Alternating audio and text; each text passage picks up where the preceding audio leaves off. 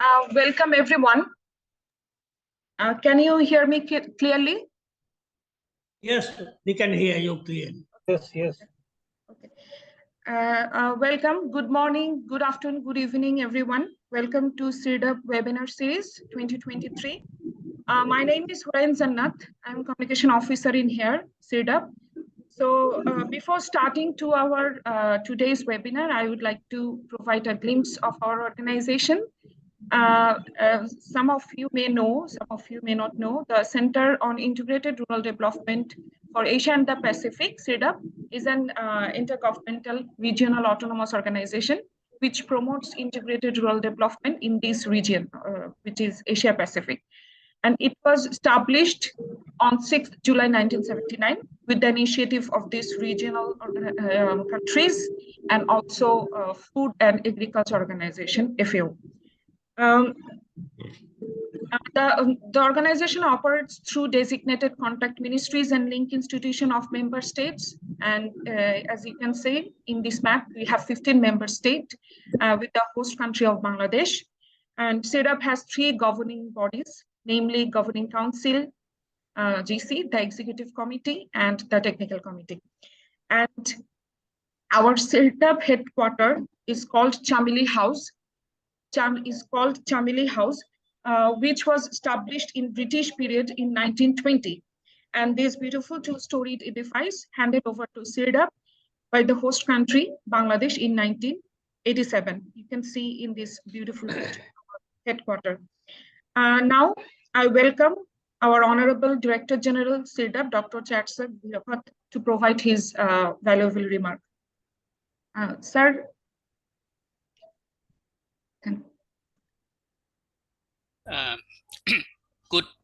Good morning,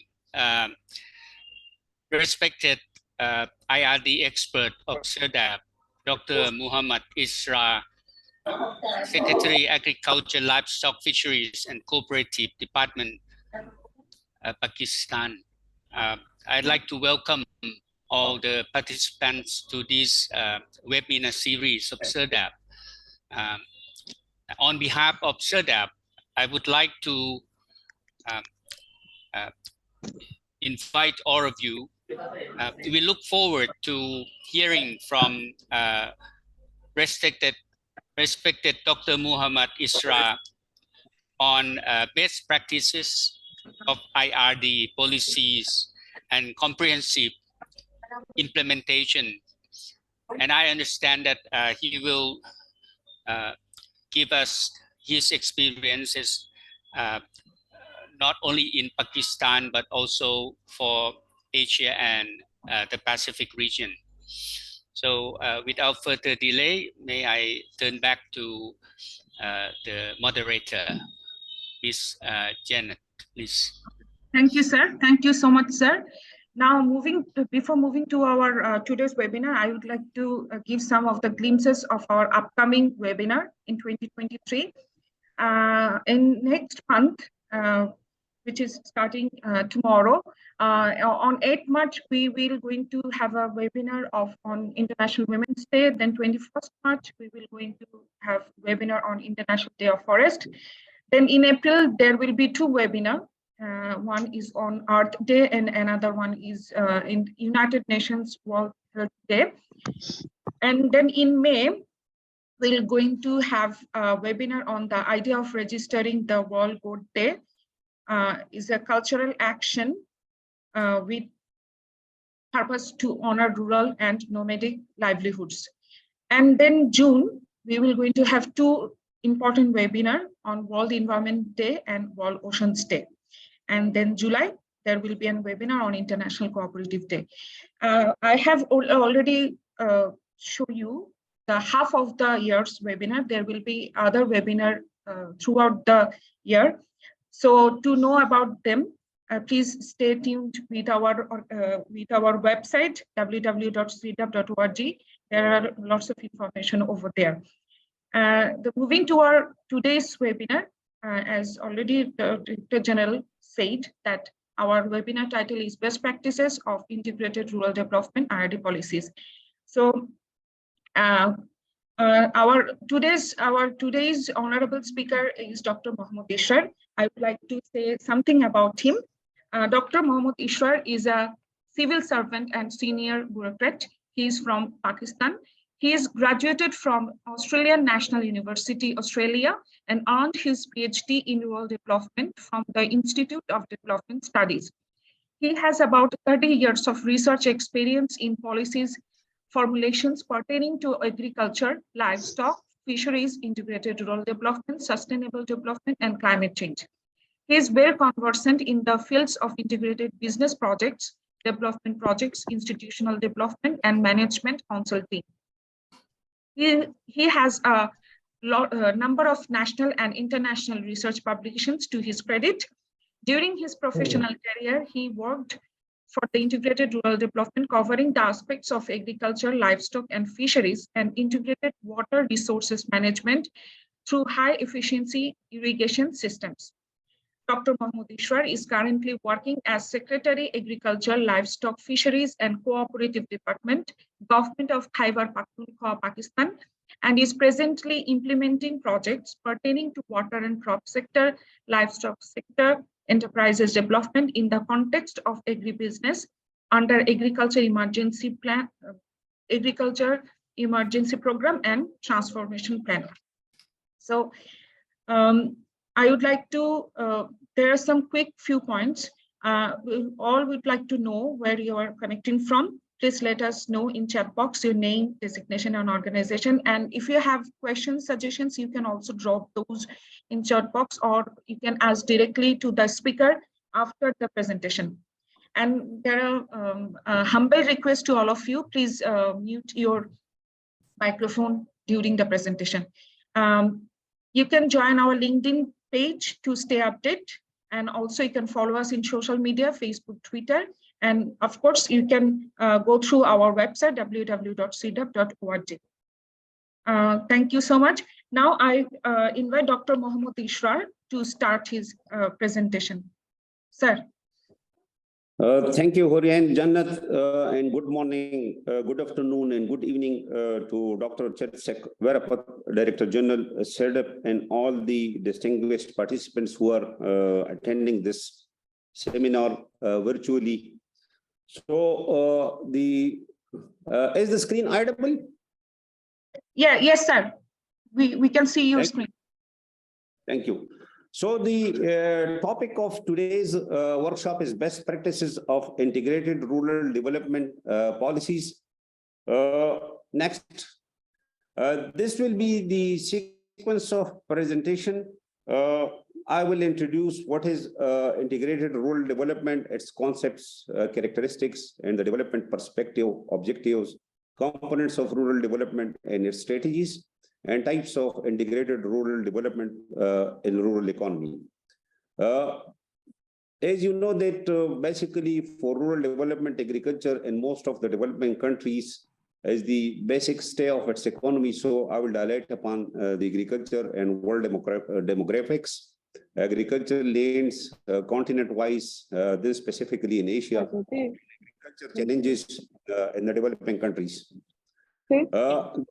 You know that the theme of today's workshop, which is the rural integrated rural development, but I will focus on the ICT, GIS, and data management because the thematic group is related to this area, and we will discuss that how the ICT and geographical information system and data management can play a better role in the rural development. Then I will just discuss the suggested models and way forward for integrated rural development, which is a success story in our province. And I will share that how it works for the rural development. Next. You know that US Census Bureau defines rural as any population, housing, or territory not in an urban area, because it's basically away from the urban areas and it's lacking the basic facilities. So by rural development, we mean that it is basically the process of improving the quality of life and economic well-being of the people living in rural areas, often the relatively isolated and sparsely populated areas. So this definition shows that basically the rural population are away from urban areas and they are lacking the basic facilities. And rural development tries to provide them the quality life, which include like access to clean drinking water, access to education and health, and then access to nutritional food and having clean air to breathe. Then access to basic facilities of sanitation and hygiene, and access to economic activities as well as agro-based enterprises. Because in the start of my presentation, I mentioned that basically the economy, main economy is relying on agriculture. So agro-based is supposed to.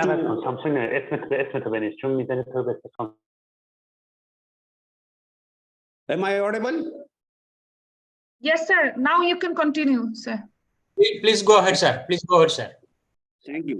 So the access to economic activities, which are basically the agro-based industries and agro-based enterprises. So by rural development is all about bringing change from the primitive society to a developed society.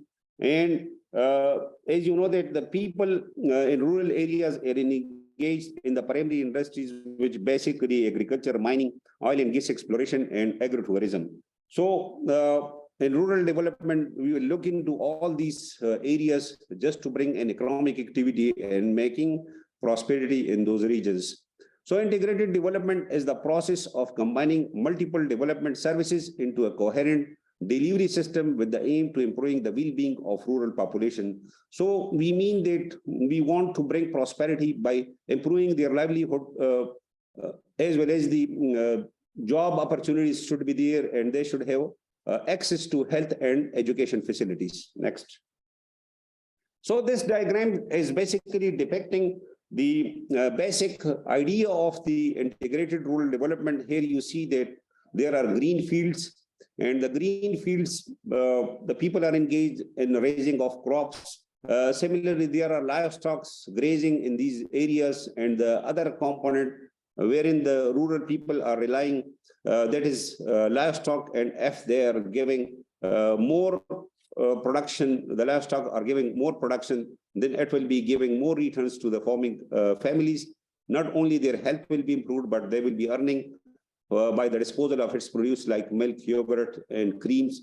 So this is another source of income. Similarly, they are transporting their fruits and vegetables, and by rural development, we mean that they should be linked with cities for disposal of their agri-produces, which are fruits and vegetables. Then there should be rural businesses like rudimentary type of businesses. The people are disposing of their produce there, and they are getting the daily commodities out of those shops. Like rural businesses are flourished there.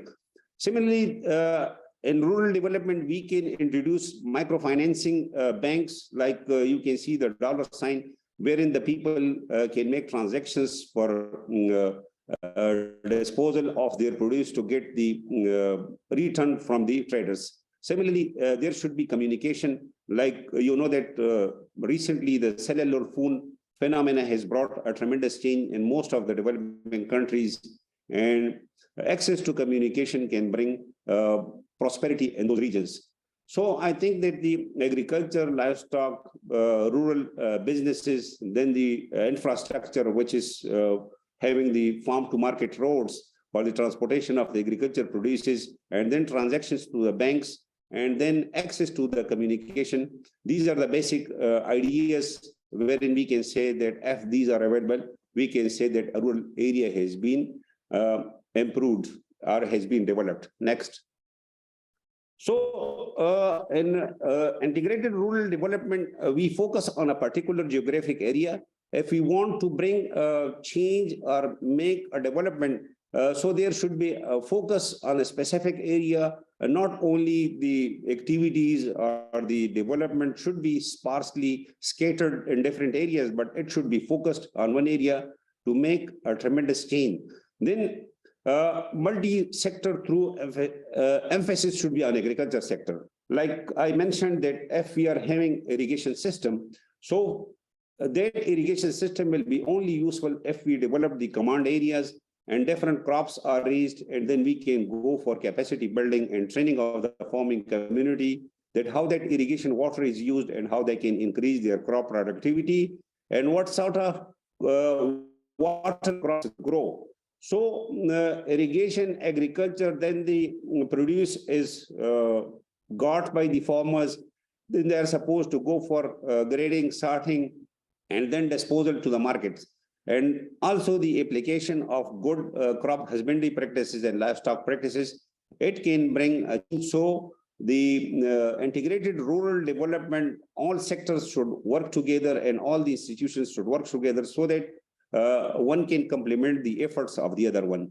Then the rural development programs are basically designed by the outsider like the World Bank, Asian Development Bank, FAO, and other IFAD, International Fund for Agriculture Development, and many others, donors like USAID. They are implementing, or NGOs, INGOs, and international NGOs.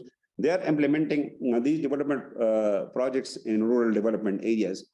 You might recall that once in Bangladesh, the Comilla Academy was established, they introduced the program of the integrated rural development, and most of those programs in developing countries were either implemented by GIZ or GTZ, previously that was called by the German assisted companies. And then some of the NGOs like UNFA and other NGOs were there to implement those programs.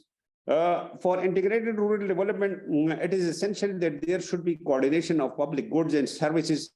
As I mentioned earlier, that, for example, irrigation and agriculture, then agriculture and infrastructure, then infrastructure and economy, they are all correlated. And for integrated development, all the public sector institutions and private sector institutions will have to develop these energies to go for development of an area. Next. So rural development perspective means that we will go for poverty reduction, and poverty can be reduced by educating those people by giving them good facilities of wash, like water, sanitation, and hygiene. Then they should have access to health facilities, like if they are spending more of their income on treatment of their diseases, so they will be definitely poverty stricken. So poverty is very important, that it should be addressed. And you might be aware of the fact that in most of the countries, the social protection network are working, like in Pakistan, and CIRDAP gave a reward to the Benazir income support program. So in Pakistan, for poverty reduction, Benazir income support program is one of the initiatives which has been undertaken by the government. And the poor of the poorest are getting the cash grants for food and for other facilities. Beside that, in the recent past, the government of Pakistan introduced Sehat card, which was basically a card for the treatment of the sick people in the hospitals, and the government was supposed to bear the expenses which were incurring on their treatment. So poverty reduction is the primary pillar that should be addressed in the integrated rural development. Then there should be provision of basic necessities like clean drinking water, balanced diet, and nutritious food. That is very important, because in the once we are talking of the food, so it is basically the accessibility and the affordability and the nutritious aspect, that it should be properly utilized and it should be available to the people. So in integrated rural development, we are supposed to provide the basic necessities of clean drinking water, hygiene, and food.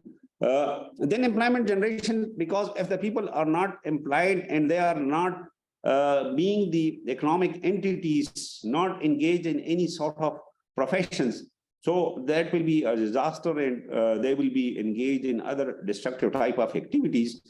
So for employment generation in rural areas, like I mentioned, agro-based industries, agro-based enterprises, then skill development, like some people can be trained in the floriculture, some people can be trained in the milk and milk products, similarly meat products, poultry, and then a number of other initiatives like the rural women can be trained in some of the productive skills like beauticians, then recently the solar panels, which are mostly used in those areas where there are shortfall of the electricity and the people are not getting the electricity from the main grids.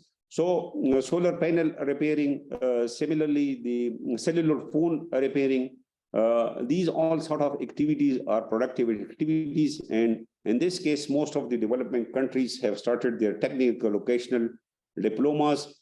And it is one of the important pillars which make an individual working entity, and he can become a productive unit of his household. Then the rural infrastructure is very important because you know that if the rural areas are not linked and connected to the cities and urban areas, so they are unable to dispose of their agriculture commodities in the markets because they are quite perishable, and if the infrastructure is quite improved, and even if they are having the small storages at rural areas and connectivity with the urban areas, I think it can bring a lot of change in their economy, and they can reduce the perishability of their commodities, and they can earn more profit out of their agriculture produces. So agricultural infrastructure, roads, farm to market roads, similarly schools, hospitals, basic health units, and communication centers, they are important to be there in rural areas. Next. So if we look into this diagram, basically it's an arrow at the right side as well as on the left side.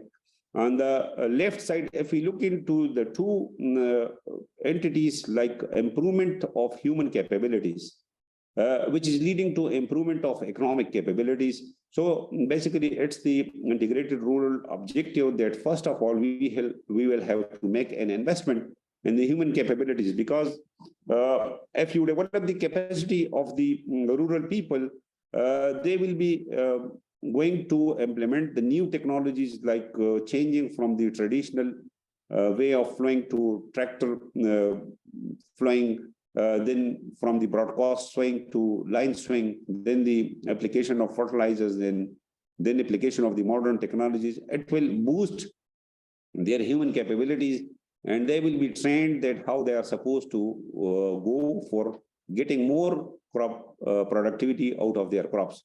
So by giving them proper training, by giving them proper method demonstration and result demonstration techniques through demonstration plots and farmer field schools, their capacities are developed, and ultimately it leads to the economic capabilities.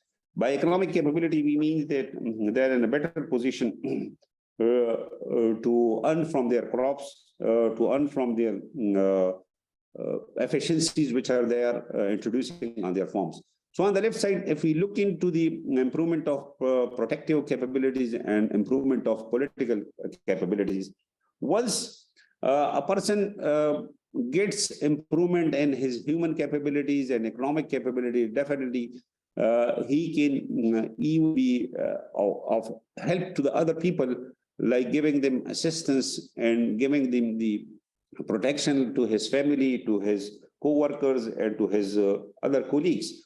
And then with that, we can say that they can develop a sort of political clout. Like we know that in Pakistan, we do have the village councils, then we do have the tehsil councils and district councils. So these are the people at grassroots level who develop their political clout, and they get the awareness through media campaigns and the activities which they are carrying out at grassroots level, which enable them to go for political sort of activities, and it make sort of creative awareness in them, which ultimately leads to development. Next.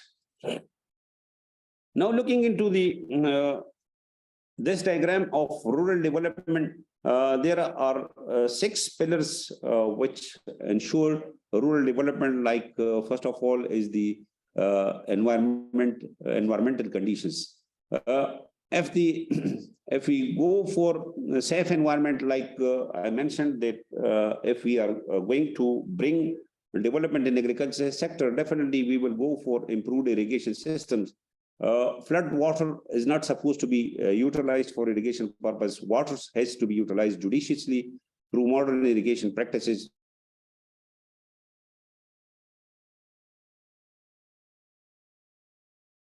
According to the demand of the crop and soil conditions. So it will not be having any adverse impact on the environmental conditions. So we will be living in the congenial and clean environment. Similarly, if the capacity of the farmers is properly developed, they will go for application of the pesticide, safe pesticide or biopesticide, or the pesticide which are not having the long-lasting residual effect.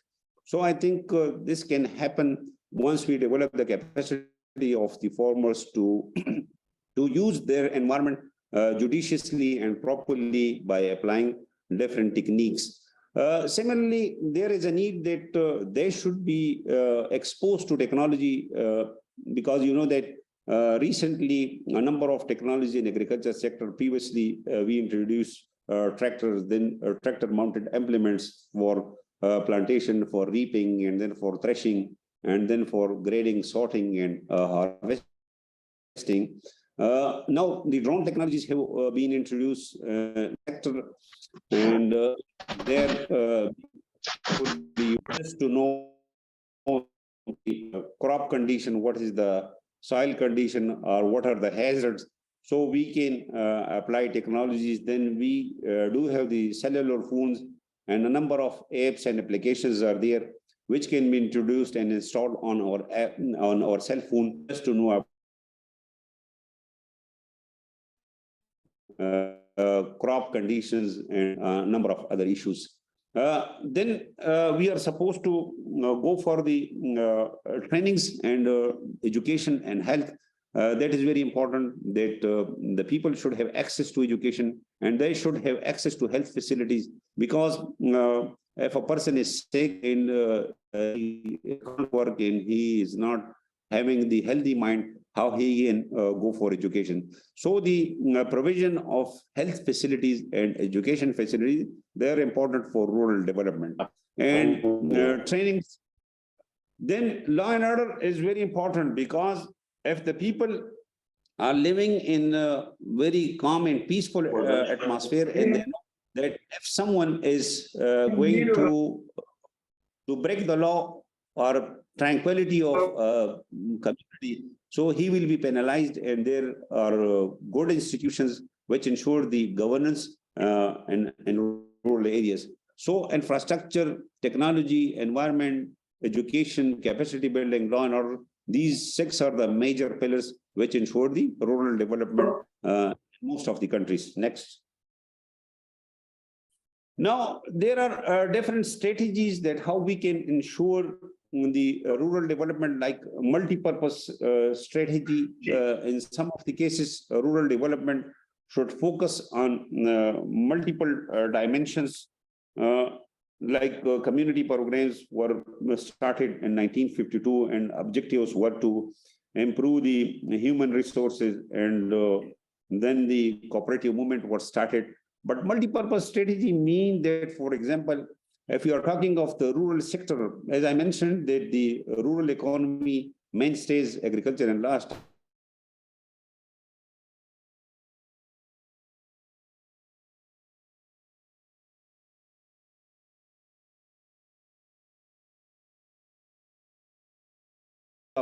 Any hydropower generation to conserve the water, not going only to produce the hydropower electricity, but it's also supposed to go for development of canal system to irrigate the command areas of that reservoir. And once that command area is developed, it has to be properly cropped through plantation of various crops. And then ultimately we can introduce a number of other practices if the farmers are getting more crops, diversified crops, and they are also rearing other activities of fish ponds and livestock farms. So it's basically multi-purpose strategy, which is targeting a number of areas, and it ultimately leads to development. Then growth-oriented strategies, basically that that most of the youth in rural areas in most of the countries, they are not having access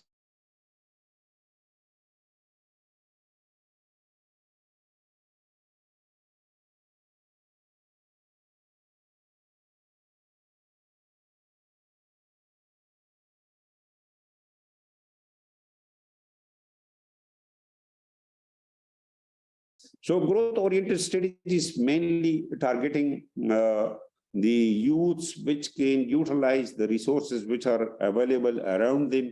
And once their capacities are built up to utilize those resources and they are properly trained, they can go for establishment of their enterprises or businesses in those areas which can be linked to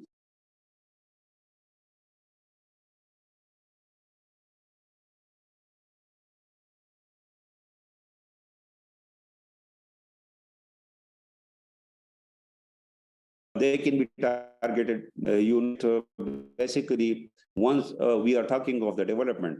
That innovation process starts from the innovators, then early adopters, then the late majorities, and then the laggards. So the innovators are basically the people who can afford a technology. They are more educated, they can take risk, and they have the good financial positions. So they adopt to go for adoption of a technology. So if we are going to target innovators, then those innovators go for adoption of their technology. And once that is applied and it is seen by the other people, so they go for its adoption later than the innovators. So in this case, we can segregate the society into small farmers, into the big farmers, into the landless farmers. So we should know that who is the target. Either we are going to target the poor of the poorest, or the small farmers, or the big farmers, or the innovators, or the laggards. So different strategies are developed for those target groups.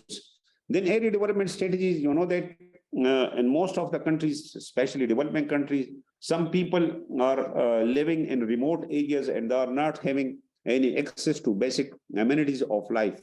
So in Pakistan, I will give an example, like in the tribal areas of Pakistan, which are mostly the bordering areas with Afghanistan, they were not having any access to the markets, not having any access to good agriculture practices and marketing, as well as transportation. So when the Afghan war started back in 1979, most of the people migrated to the tribal areas of Pakistan, and the UN, along with the assistance of the government of Pakistan, introduced area development strategies just to give them various type of skills and train them in agriculture sector, and provided them a number of facilities pertaining to agriculture, livestock, and rural enterprises. So those areas have been brought into the main stream of economy. So area development activities can be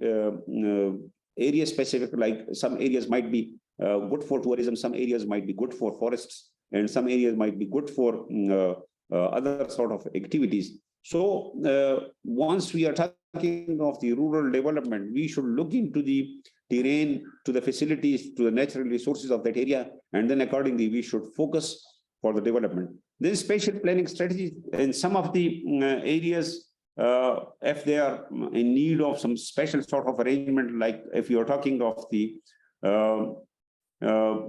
marshy places, or places where there are more water and the people cannot move around, so we can go for swamps development, and we can even convert them into sort of tourism area. You might have learned about the concept of the swamps development, and then the agroforestry, and similarly we can go for the agro-tourism. So special sort of arrangement can be made. Then integrated and holistic strategy, it's basically more likely along with the multi-purpose strategy. And in this case, different sectors are being targeted, and the rural people's issues are addressed and integrated and holistic strategy. Then participatory strategy is very important, because previously the development strategy used to be from top to down. And the actual participants or the beneficiaries who were the communities were not given the voice. So I think that this is the new concept which is recently prevalent in most of the areas. And the people are involved in decision making and they identify their issues, their problems. And then with their consultation, projects of development are executed. Like in Pakistan, especially the on-farm water management department, they are having the water user associations. Then we do have the farm services centers wherein the management committee and the farmers are supposed to decide about their issues, problems, and they can decide about their development priorities. Next. Types of integrated rural development are target oriented, that we should know that what we are targeting, what we are going to achieve. So we should keep in mind that what we are achieving, so that what is the target, that either we are going to ensure the health facilities, or either we are going to ensure the food security, or we want that health facilities should be given free of cost or with some amount to all of the people, or we want to control some of the diseases, like in some of the developing countries, some of the diseases like in Pakistan, recently the polio has been eradicated in most of the areas, but if some areas are identified and the cases are reported, so those areas are targeted. So we should be clear about the issue and we should target them. Then integrated rural development is comprehensive and multi-sectoral, as I earlier mentioned, that basically all sectors be addressed simultaneously, because there are synergies and one sector is complementing the other sector. So it should be holistic and it should be multi-sectoral. Then decentralization, you know that previously, as I mentioned, that there was top-down approach, but in decentralization, in some of the countries, the village council, the union councils, the neighborhood councils, then the tehsil councils and district councils, they are making their decisions and they are prioritizing that how to utilize the development funds which are earmarked. And in the local assembly of that union council, which is representing all the unions of a community, they decide that how we should target different initiatives in that area.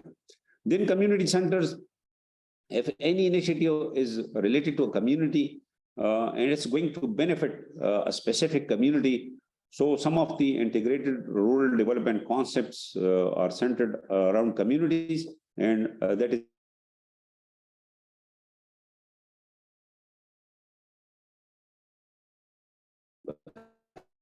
has say, can make a contribution in delivery of services, and he can voluntarily participate in those initiatives.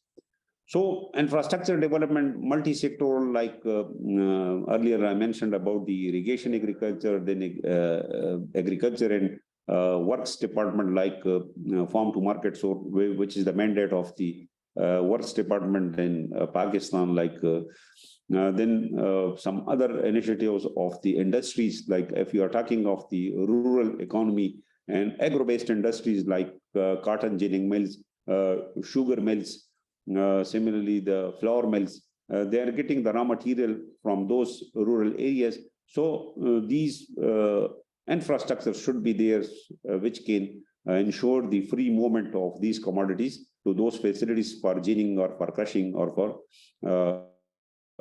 making. Thank you. Next.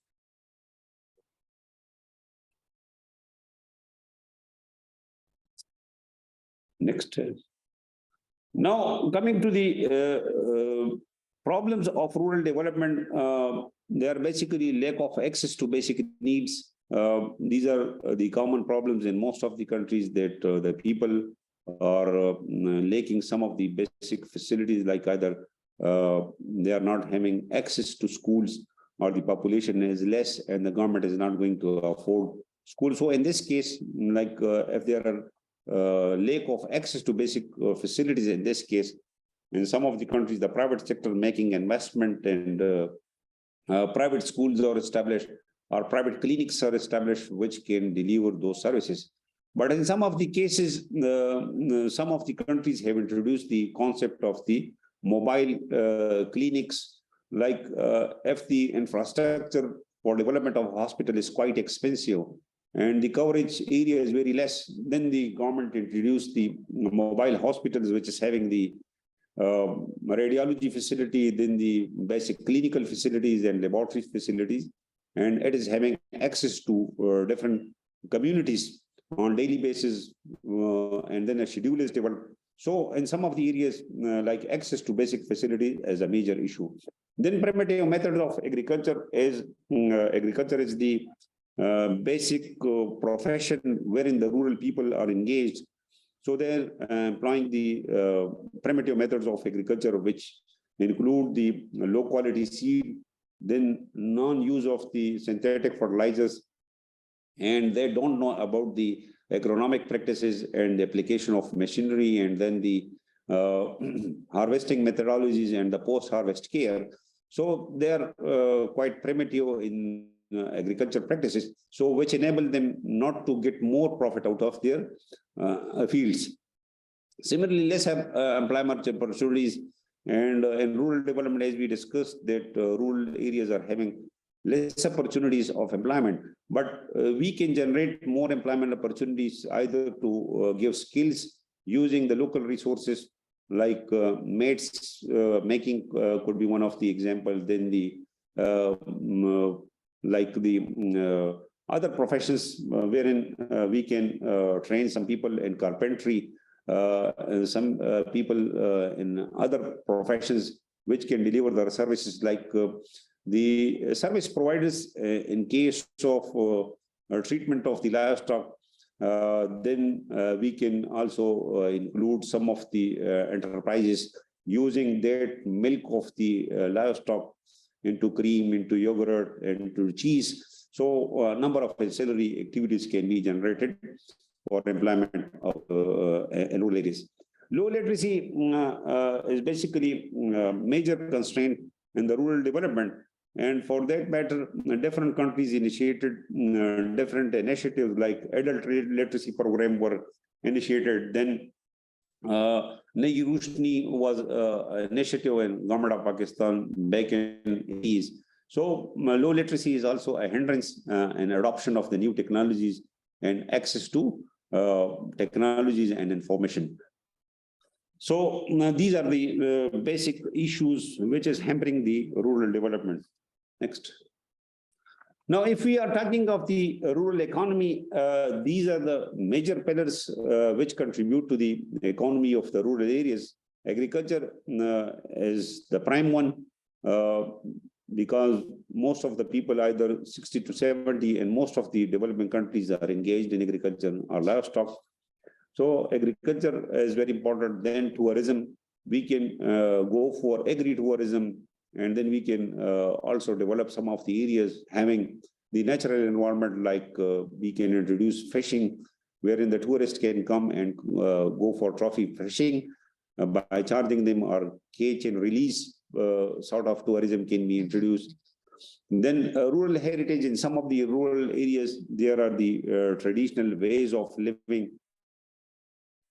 And most of the people visit those areas, and the rural people can offer them some sort of services, like hospitality industry could be one of the potential area. Then the embroidery, rugs making, carpet making, and then the agricultural products like drying of fruits and vegetable that can be offered at reasonable prices. And ultimately, if we are having abundance of the fruits and vegetable, we can go for its processing, we can go for its canning, and even the rural farmers can be linked with some industries having the contractual arrangement that the commodities which get perished, that can be converted into high value products, jams, jellies, marmalades, and a number of other dry sort which can be offered in the hotels and in the hospitality industry. So these are the four pillars which are contributing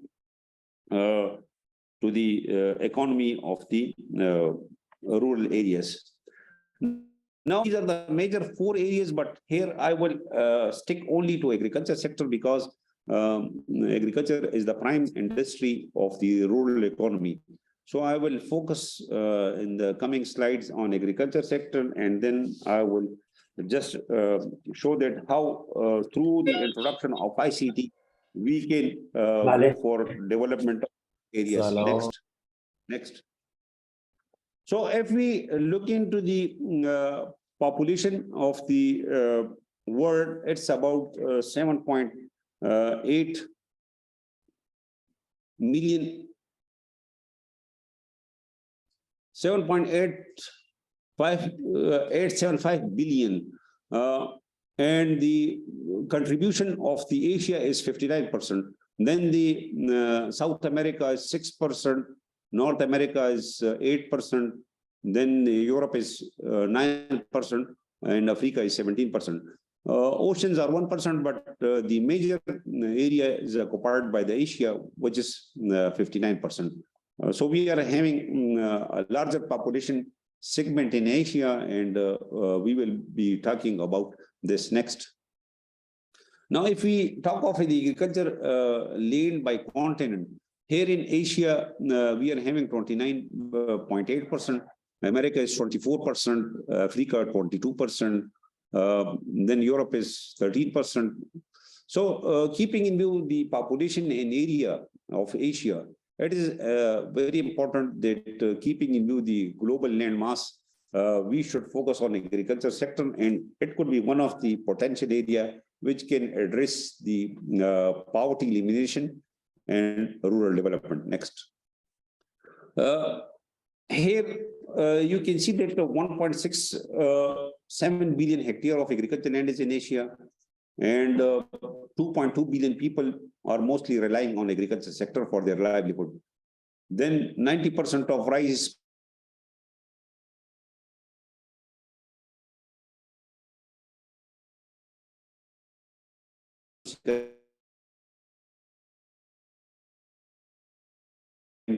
are in Asia. Global crop is the 1.4 hectare per capita in 1961 to 0.2. So if you look into all these statistics, it shows that we are raising crops having high consumption of water. Then we are using much of water which is supposed to be diverted to in an efficient way, like from flood irrigation, we are supposed to switch over to drip irrigation and sprinkler irrigation, so that we should avoid the problems of waterlogging and salinity, and we should bring more area which is not under crops by using that water to be utilized properly and can address the issue of food security and rural development. Next. So there are a number of challenges to agriculture sector in most of the developing countries, and especially in Asia, like investment challenges, low on-off-farm outputs. We know that if we are using traditional or outdated varieties, we are not using balanced fertilizer, we are not using mechanized way of farming, and we are facing the issues of the pre and post harvest losses. So ultimately, we will be having less output, which will ultimately leads to less income, and then we will be poverty stricken, and we will be poor. We are having small land holding, and we are having not market oriented mindset. Like, because if we are engaged in the agriculture sector, we are supposed to look into the demand of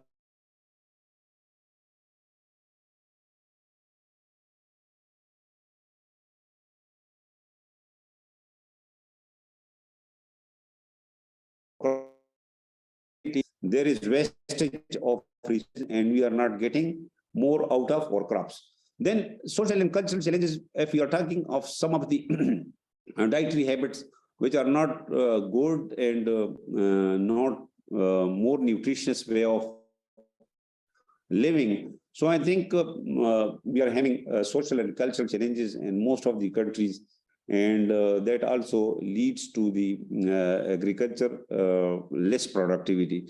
Governance challenges, we are facing the problems of policies, implementation. We are not having either a regulatory framework, or either if that regulatory framework is existing, its enforcement is a challenge, and we are not having trained HR and a number of other issues which need addressed. Like, for example, if we are talking of the export of commodities to various developed countries, so those developed countries are having their standards of certification, and if we are not compliant with those standards and certification, so our commodities are not being accepted, and we are not supposed to get out of those commodities.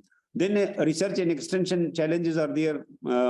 Climate change, you know that Pakistan and most of the developing countries recently faced the phenomenon of floods 2022, and there is limited capacity of public sector organization to adopt modern technology, and we should have the proper information before the occurrence of the challenges like earthquakes or floods or climate change.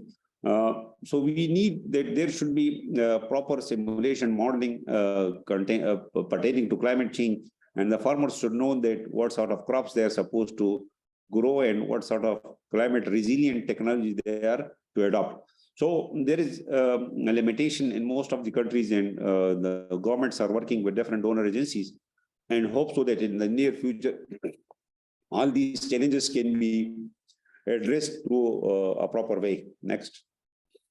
Now coming to the, because this thematic group is pertaining to ICT, GIS and data management, that how it can bring and ensure the integrated rural development and how we can integrate it in agriculture sector. So this is an example which we do have, and I hope so that it will be quite informative. And further, your suggestions for application of this methodology can be of great assistance to most of the developing countries. Next. This is a project which is called Teleforming System of Agriculture Department in Khyber, Pakhtunkhwa, Pakistan. Next. You know that in Teleforming system, we have a call center, and call center is working from morning to evening, and it's receiving the calls of the farming community, and their different problems are being resolved by technical people, because once they give a call to the center, their call is diverted to a technical person, and he's supposed to give their answers. And if their issue is not resolved, then the technical people, they visit their fields and their issues are resolved. Then we do have the ICT-based extension services, wherein we are disseminating weather information, we are disseminating market information about crops, pests, diseases, pesticides, and fertilizers. And it's a platform which is of great help to the farming community. And we do have the connectivity of about 500,000 farmers. And with one click of button, the message is disseminated to those people, and then they are going to adopt those technologies and methodologies. Then we have mobile application wherein we are sending text messages related to crops in different seasons and different weathers. Excuse me. Then there is soil fertility mapping, like we have carried out the soil fertility mapping of the whole province, and we collected 475,000 soil samples, and we have developed an atlas of this province. So any farmer who give a call to the call center, he is geotagged and his soil is geotagged, and we know that from where he is calling and what is the property of the soil. So we recommend him proper cropping pattern, and then the application of fertilizers and different practices which suits to that area. Next. So, as I mentioned that Farmers Dairy Facilitation Center is there, they gave us call. We have web portal, we have mobile application, and then management information system and agri information system. So these are the basically the instruments which are there for bringing rural development and agriculture sector. Next. This is just a snapshot wherein the female experts are sitting on their laptops. Once a message is received to them, they respond to their messages. And their working is mostly their MS and PhDs, and they have been properly trained, and dissemination of this technology. Next. On this screen, you know that there are crops, different crops are there. We do have on this screen the information related to various crops is there.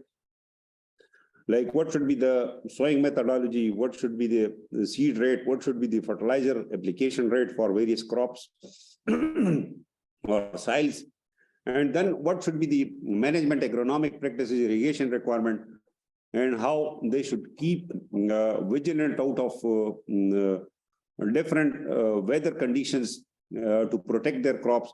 So all this information, and this is also available on the app, is available on the web. We do have the printed material, and it is disseminated to the farming community to make them aware about the field crops, weather condition, and any sort of diseases and pests. Next.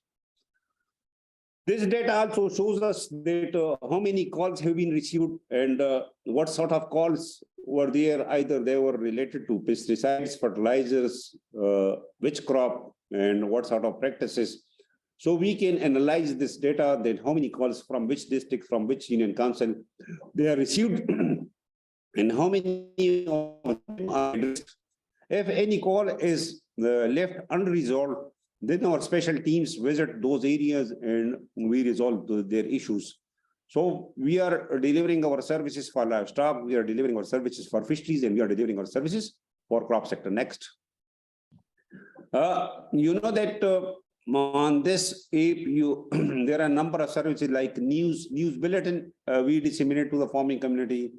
Then there is an icon of crops, which is having different crops. If that is clicked, then we are disseminating weather information, we are disseminating market information, and in the middle there is call center number. And the information on the right side, you see that tomato related information, squash, wheat, information on water management. So different sectors advisory services are provided to the farming community related to their demand and related to their question. Next.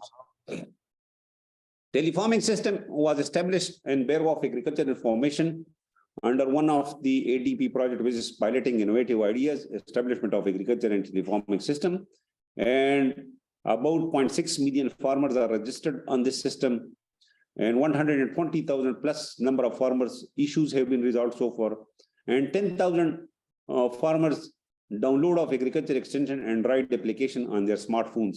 So they have access to our information, and that is directly disseminated to them. Millions of text messages, robocalls to farmers on technical issues and weather advisory services, they are also disseminated to them. Next. So which ultimately leads to enhanced productivity by improving technology dissemination, trade promotion, improved food security, reduced poverty, enhanced role of women, and ICT-based monitoring tracking system for enhanced services delivery. So these are basically the information which we disseminate to farmers related to their fields, keeping in view their soil health, their cropping pattern, their weather, and challenges they are facing. So the information and advisory services that is targeted. Next. So outcome, which is basically the rural development of all these efforts, is the improved technical knowledge. It improves the technical knowledge, it improves the coordination of farmer and the department, it improves the crop yield, and farmer organizations, they get motivated. They farm service centers is one of the platform wherein we ensure that they should take active part in this system. We have improved linkages for farmer prosperity, And ultimately, it leads to improved services and joint ventures like public-private partnership. The farmers' organizations are there, the department is there, we are providing them technical services, we provide them advisory services, and ultimately, if they go for adoption of those services, their productivity is enhanced and ultimately leads to more income and more investment in education and health sector, and ultimately their life standards are improved. Next. So the methodology of all this system is that improve crop seed production technology, then promotion of the better agriculture practices, and crop pest diseases, they are properly controlled, integrated management of crops, integrated crop management is carried out, and then climate smart agriculture practices are being adopted. Awareness activities, they are carried out related to market, machinery, and ICT based technology we have even introduced. So I think that this is the methodology for going mechanized in ICT. Next. How this system works, like an individual capacity, our field staff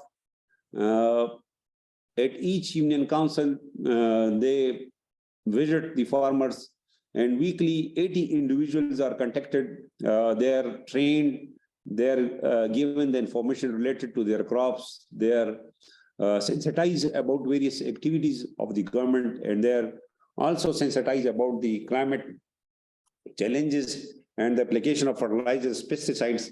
Then for 4 union council, there is 1 agriculture officer, and he makes group contacts with 25 farmers.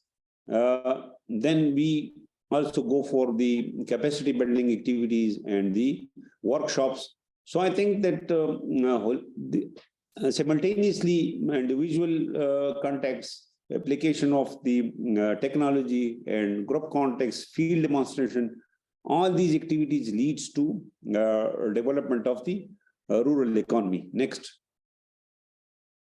Like concerned field staff will report the relevant report via print and ICT. The head office is getting report from the field staff via proper mechanical way, that is ICT.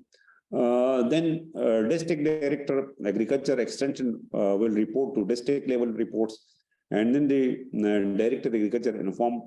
So it's basically a sort of integrated system that the field staff report to his district director and the district director to a director, and ultimately to the policy level that report is submitted. And if there are any issues,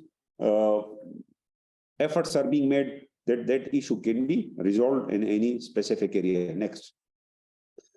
So we also used this ICT-based monitoring for field stop monitoring, online monitoring system, because we do have the real-time movement of the people where they are staying. So digital reports, they are printed. Then physical monitoring, district director, project director, director general, agriculture extension, PMU, directorate of M&D, P&D department. So basically, it's for the purpose that we can monitor that where in the field staff is there, to which farmer they have visited. So it's a sort of comprehensive model. Next. So integrated model, same like, for example, we are contacting the people, which ultimately leads to human resource development, field resources, they are employed, and information related to various practices are being made. Next. Here I would mention that in Pakistan, especially in our province, we have model farm service centers, and we do have soil testing labs there. We have strengthened those soil testing labs, and the farmers community come there and they test their soils, and they are given the reports that what sort of nutrients are deficient and what type of fertilizer they are to apply for various crops. Then the farmers can get their registration through Android application. We collect the soil samples, and so far 450,000 soil samples we have developed, and we have geotagged and digitized those areas. So any farmer who is calling to our call center, he is given the information and any sort of advisory services pertaining to his field condition and according to his area. Next. This is a picture of net and ride application, that how it works, like departmental system, then field support and farmer facilitation. So all these farmers are using these Android applications. Then they have access to the field teams and even access to the departmental platform. So they can register their complaints, they can register their issues, they can make any sort of questions, or they can get any sort of information. So this is a holistic system which we have introduced, an agriculture extension system. Next. Recently in 2020, when there was COVID, there was also the issue of locust in India, Pakistan, Iran, Afghanistan, and most of the areas were infested by locust infestation. Sindh province, Punjab, and Khyber Pakhtunkhwa, these were the provinces in Pakistan. So we use this ICT-based GIS technology, like this is the ape and the hook, which is there in the middle screen. It's basically any farmer who downloaded this ape on his smartphone, he used to take a picture of the locust wherein he saw that locust, and that used to be geotagged and sent to the field teams. The field team used to respond to the locust infestation in that area by application of pesticides to control the take of pest in that area. So this was quite fruitful, and we used to get information from very remote areas wherein the people were not having access. So any farmer who used to observe the locust infestation, he used to take a picture of that locust, and that was automatically geotagged and sent to the system. And the combat team used to go for spray of the pesticides. Next. We also use this ICT drone technology. Like here you can see that this is a drone which was having the carriage capacity of 10 to 15 liters of pesticides. It was quite cost effective because in most of the remote areas, and especially the inaccessible areas on the mountains and the hilly terrains, wherein the human reach was impossible, we use these drones, and you can see on the right side that we basically feeded the picture of locust in its system in this drone, and if it used to observe any locust in any area, like for example 99%, 90%, 99%, they are written there on the right side screen. It means that once this drone used to fly over an area, it used to detect that the picture which was fed in its system, the insect it observed there in that area was 99% resembling that picture which was fed in the system of this drone, and automatically it used to spray the pesticides on those inaccessible plants and crops. Next.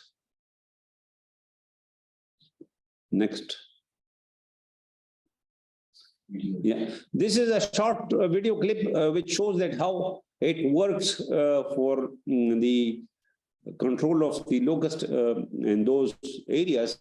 So it was controlled, remotely controlled, and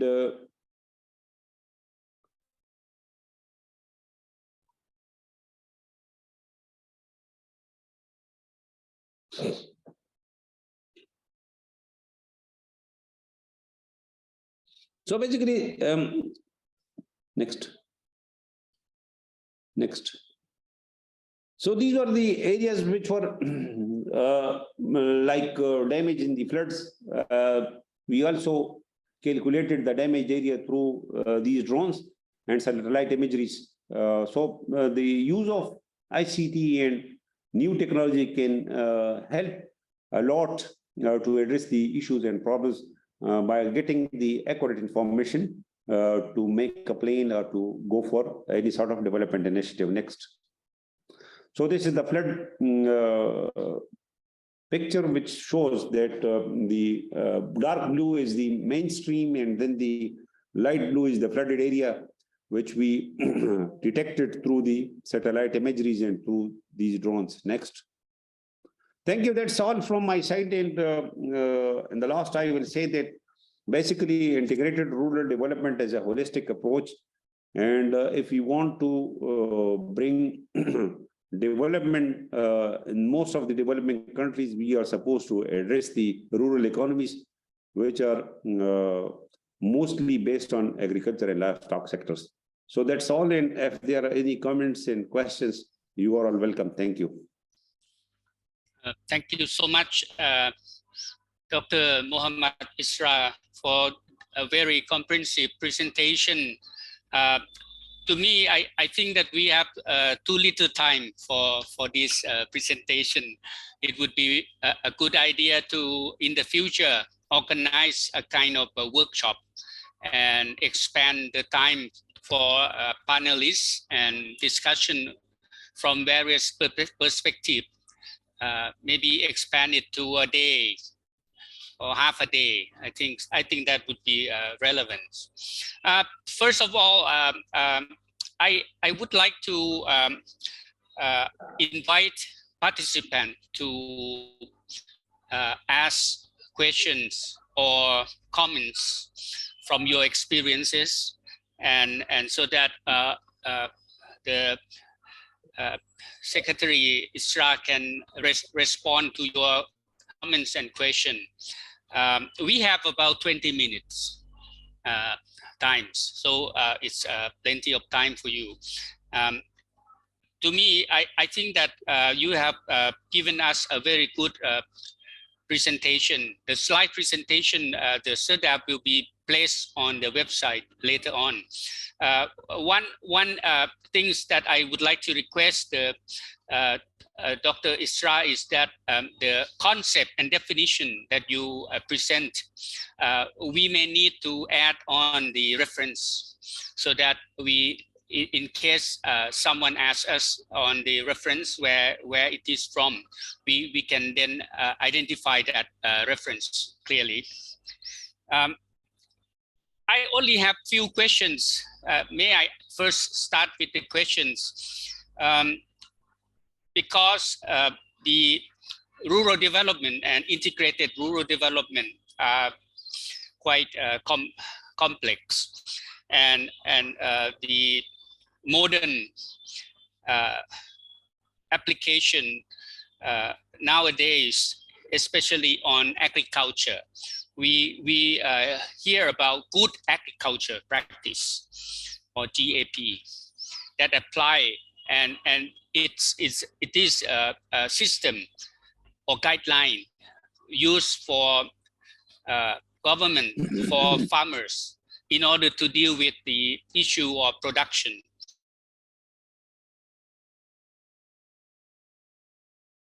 The presenter a little best practice or good agricultural practice, how it evolved along the time.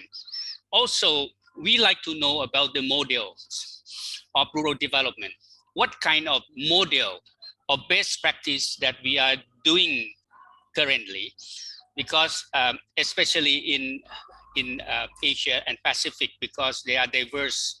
But however, we need to have a kind of some particular model on rural development that can place the element of sustainable development in, and I think that will be desirable for many countries in this region. So these are my first requests for Dr. Israr to kindly respond. Thank you. Thank you, Director General. CIRDAP, the as far as the reference is concerned, I will definitely provide the reference to the definitions and the models. So your question about the good agriculture practices that by that we mean that one is supposed to adopt for the proper way of practicing in crop production. Like, for example, if a farmer is not going to go for soil sampling and he doesn't know about the nutrients which are available or which are deficient in his soil or his field. So I think he will be, if he is using any sort of fertilizers or green manure or farmyard manure or biofertilizer, that will be just wastage, because he is supposed to apply the fertilizer according to the need of the crop and according to the need of his soil. Then he should also know about the availability of water, that either how much water is available for irrigation purposes and how much is the water coming from rain or from other sources, like groundwater is there, there is surface water, and it's rainwater. So water availability is the second thing. Because the type of soil, the type of water, and then he is supposed to decide that what crop he is supposed to grow, and what are the challenges in that crop. Either he is having proper viable varieties of seed, then he is having proper agronomic practices, and then he can apply the water according to the crop water requirement, and then he can apply the nutrients according to the crop and need of the soil. Then he is also supposed to control the weeds which are competing the crops for various nutrients. And then the application of pesticides be according to the international standards, like he is not supposed to be exposed to the ill effects of the chemicals and fertilizers, which either he might be inhaling while going for application of these. Then proper agronomic practices, that when the crop is in need of irrigation, when the crop is in need of the application of fertilizers, and then the pre-harvest and post-harvest losses, which are mostly there in the developing countries, that need to be controlled, and then proper harvesting and storage. These are very important. But for good agriculture practices, it is important that we should be compliant to the international standards, because the MRL value through the application of some of the pesticides is very high, medium residual limit of the pesticides. Because once the farmers of the developing countries are exporting their commodities, it is not being accepted in the developing countries because we are not compliant to the international standards, and it's having the traceability of those chemicals, which are leading to different diseases and various abnormalities. So in that case, I think we should look into the good agriculture practices and standards certifications of various countries, and even our own local standards as well. So I think the farmers need to be properly trained, and their capacity should be developed, that what is the economic injury level of a pest, and what is the threshold of the application of pesticides. So I think once he knows that the soil type, the application of water, good agriculture practices, and international standards or the local standards, he will be in a better position to produce good crops out of his fields. Then your second question, Director General, was about the best model of the rural development. So as far as I have studied, and I have come across with various developing partners like the Asian Bank and World Bank, because they are executing a number of projects in Pakistan and other neighboring countries. So they are going for adoption of the participatory approach. Like, if there is a say of the people in any of the initiative. So previously, you know that most of the decision used to be from top to bottom, and it used to be wastage of resources, and it couldn't produce that result which were expected out of that. So the participatory approach is very, like, the people are knowing, they are aware of their problems. They will be in a better position if they are given the chance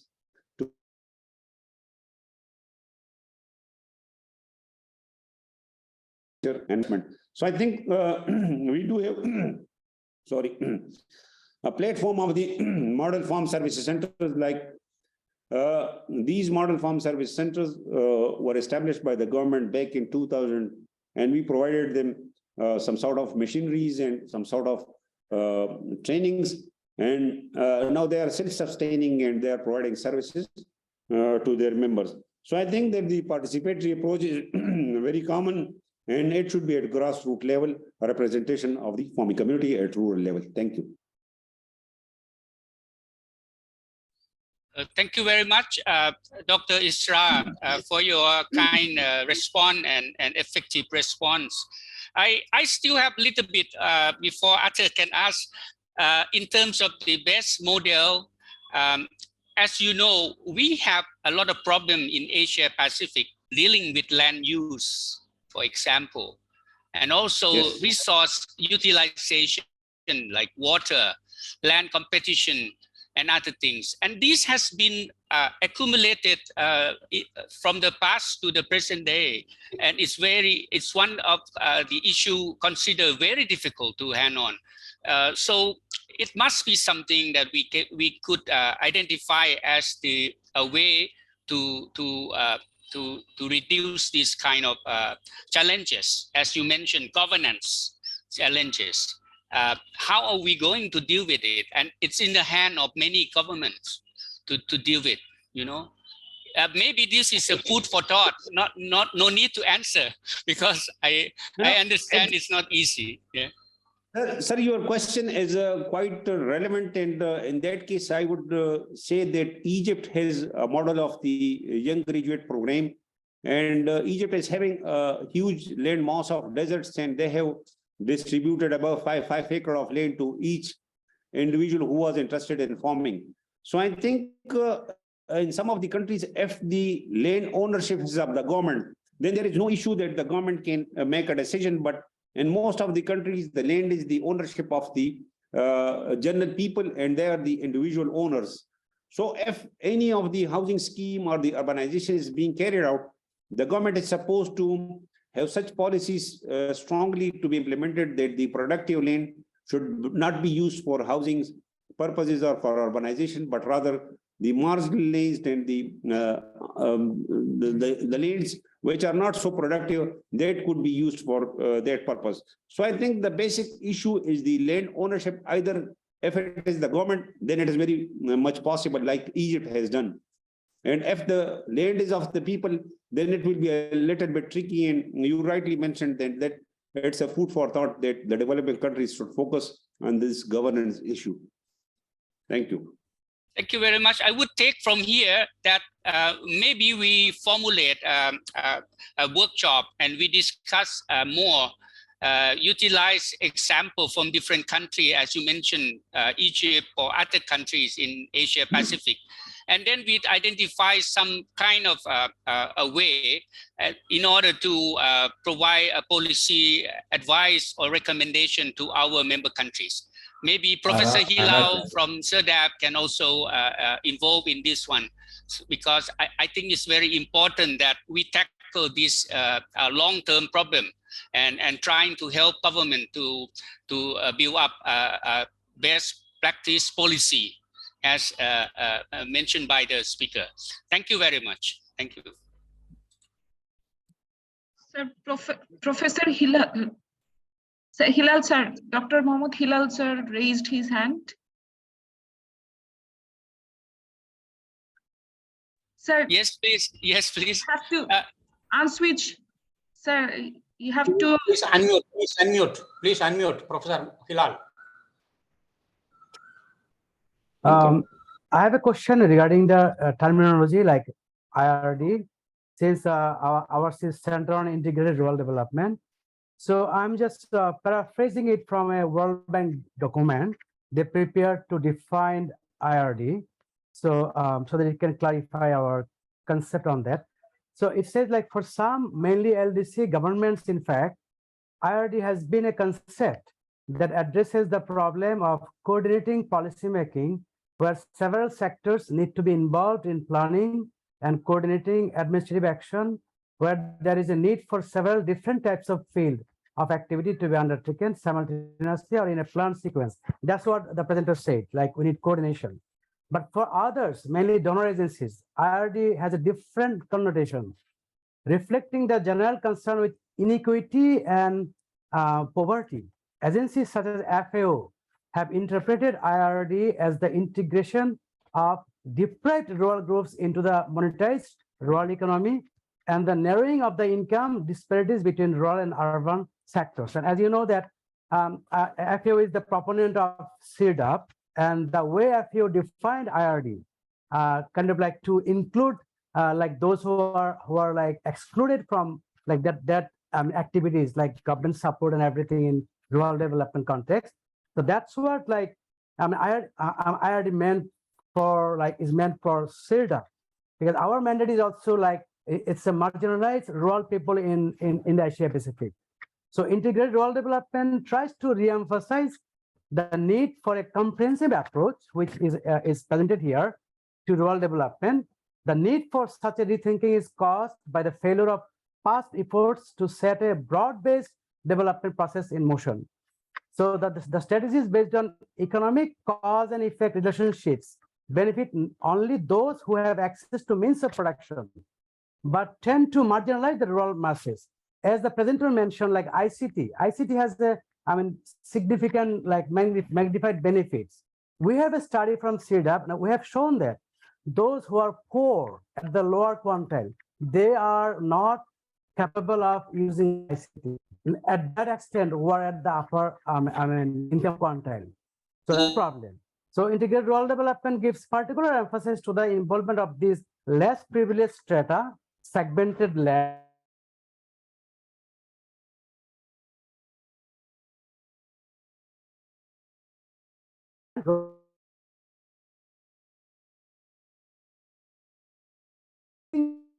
and look for the for those excluded to integrate them in the system, and that's where I want to have like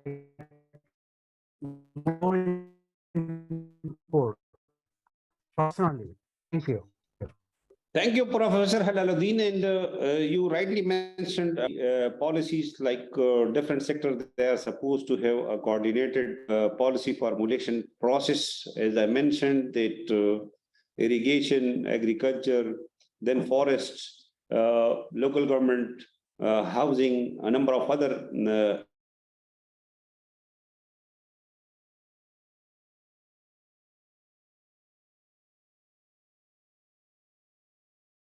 in some of the countries, they are responsible for the local development, and housing department for the housing development, not having any coordination with the forest, environment and irrigation department will be a disaster. In one nation that is not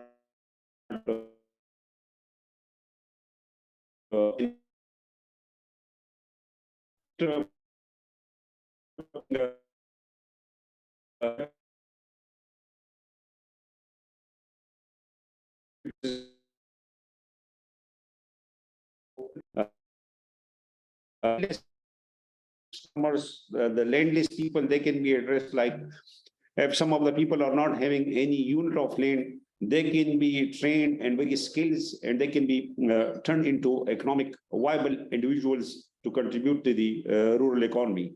Similarly, the widows and poor of the poorest, they can be engaged in some of the activities by giving them some sort of skills, like they can be trained in poultry farming, they can be trained in kitchen gardening, they can be trained in processing of the foods. So I think it's an integrated way, that it's not going only to focus on the people having only businesses or engaged in agriculture sector or having lands, but even the landless and the marginalized people can also be targeted. Thank you.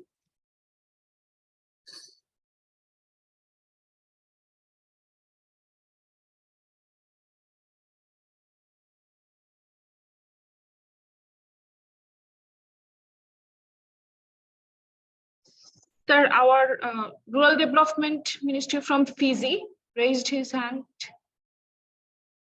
You can unmute your microphone.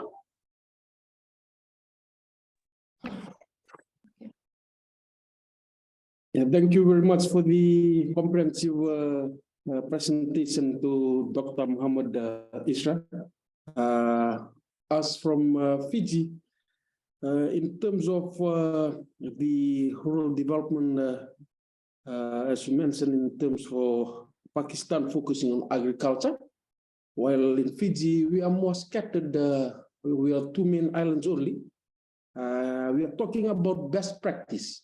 We are talking about best practice, how we can address that into the financial mechanism into our rural areas that can boost our rural marginal farmers for them to access to markets and as well gain competition with the products of other regional Pacific countries. So as I already mentioned, first of all, about that enabling financial support due to the limited resources that we have, land utilization. So a best practice, talking about Pakistan, India is a big country. We are the small countries, not focusing, a product is not that sustainable. While we will also would like to engage and also adopt some of those best practice that can assist our rural farmers to focus on that farming community and also be able to compete with the best in terms of prices and also the sustenance of their focus on this production in those different islands here in the Pacific region. Thank you.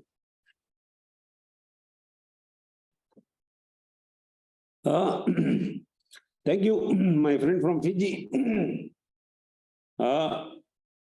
Basically, this was a model wherein I just focused on agriculture system, but you know that the rural economies are having mining, tourism, a number of other areas which can be focused for the rural development. But in Fiji, there are small farmers they are engaged in other activities in rural areas. The major theme is that we are supposed to group them together and develop their capacities, and we can train them that what is the demand of the market and how they can produce good commodities and good products as per demand of the market, which can enable them to have more return. So I think if it is the lack of technology, if it is the lack of awareness, and if they know about the standards, demands, and the application of technology, I think they will be in a better position to good return for their products. Either that might be the mining product, either that might be the tourism, that what are the essentials for the hospitality industry, like you are supposed to give safety and security to a tourist. You are supposed to have proper tour guides, which can tell them, which can inform them about the geographical location of that area, its importance, various scenic places, various commodities which are available there, get them to various heritage centers. I think similarly, we can also develop some of the commodities related to the natural resources which are available there.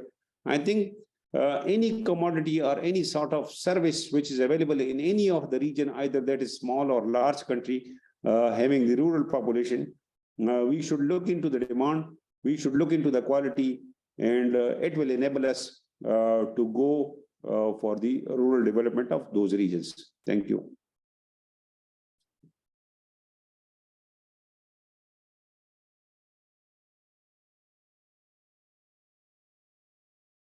Dr. Murugasan from NIRDP raised his hand. Sir. Thank you very much for giving me this opportunity.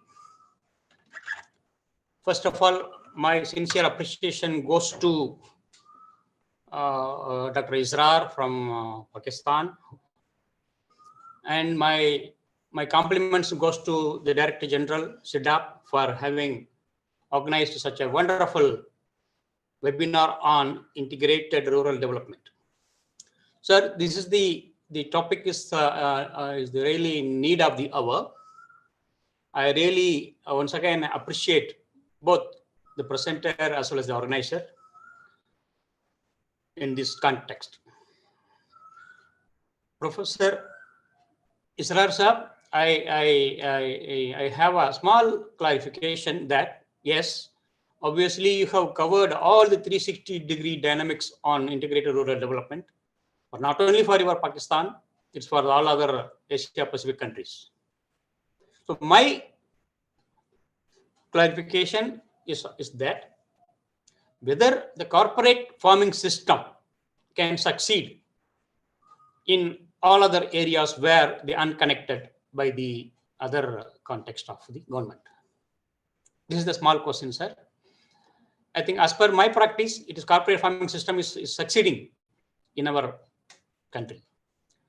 So what is your opinion, sir? Thank you very much. Thank you, sir, for your question. As far as the corporate farming is concerned, you know that in those countries where they're having the big chunk of land and they can offer to investors or to some of the developed countries, like for example, most of the countries of the Gulf region, like UAE, Saudi Arabia, and a number of other countries, they are approaching to different countries to have lands for the corporate farming.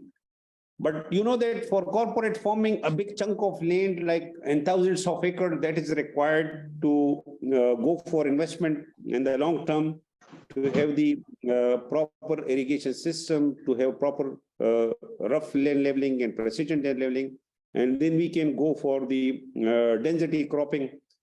So I think if some of the countries, they are having a large chunk of lands and which are there unused, I think it's good for those regions where they are having big chunk of land. But in rural areas where the people are having small land holdings or either they are landless, I think in that case, we are supposed to encourage the small farmers to go for intensification and for increasing their cropping intensity on their small chunk of lands. So I'm not against corporate farming, but it is only essential in those countries where they are having big chunk of lands. Thank you.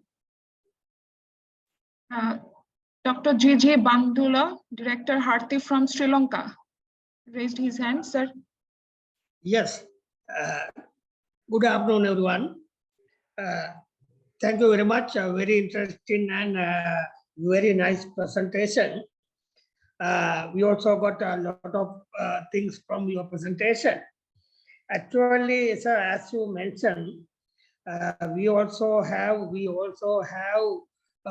almost same problems and issues in Sri Lanka. Also, when we consider in the rural development or agricultural development or whatever, we also have same problems and issues almost.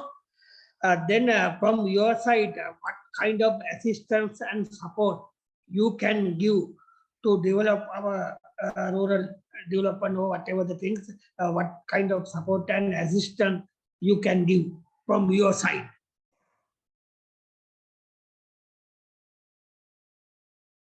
Thank you, sir. Actually, we can invite some of the technical people from Sri Lanka if they are interested to look into some of the success stories, like I mentioned, the model farm service centers. We can arrange your trip to Pakistan just to visit these areas, and we can have the exchange sort of ideas that what is workable in case of Sri Lanka, and you will also visit the rural areas of Pakistan, that how we are executing different development initiatives. Thank you. Thank you very much for your positive response.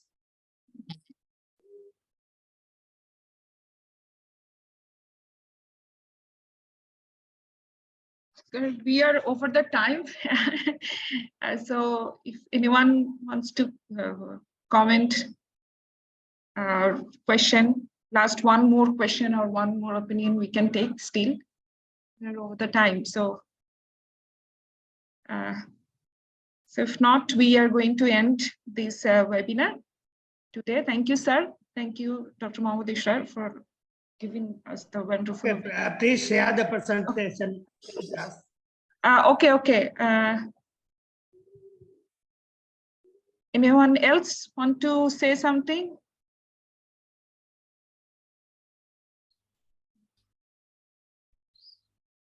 I guess not. Maybe. On behalf of CIRDAP, I'd like to ask, because this session is so important to rural communities, so I would like to suggest that if you have any further advice, comments, and questions, please write directly to CIRDAP. You can write to me or to Ms. Uren Janet directly, and then we will communicate with the Director, Dr. Israr, to look into these comments and questions. So we could bring about this one to the next workshop maybe, and to discuss further, so that we can come up with some kind of important policy recommendation, as I already mentioned. Thank you very much for your participating in this webinar. So I look forward to collaborating with you in the near future. Thank you very much. Thank you, sir. Thank you. Thank you.